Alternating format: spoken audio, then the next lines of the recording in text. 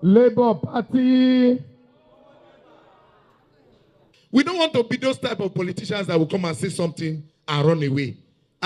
We have asked market women, our mothers, to keep this in their box so that tomorrow you will say, you said this about education, you said this about agriculture.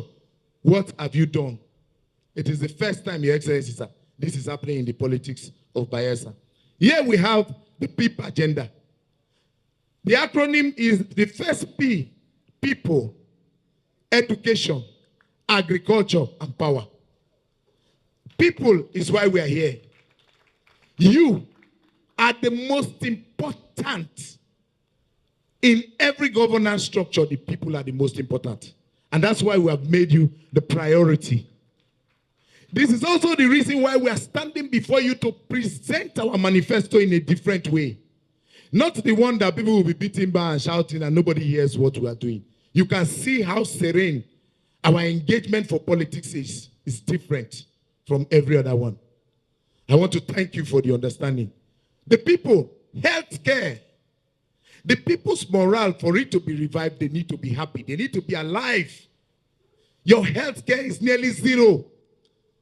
The only functional medical facility we have in Bayelsa is the Federal Medical Center, FMC.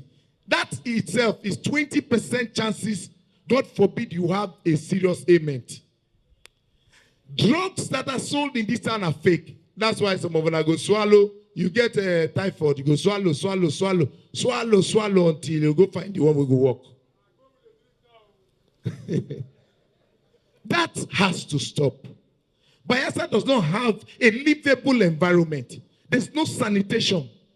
There is no town planning unit.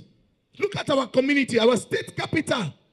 No drainage, no drinking water. We have water board that Aboki is supplying water.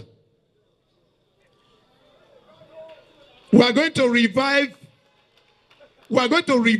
our medical facilities. These kids came all the way to come.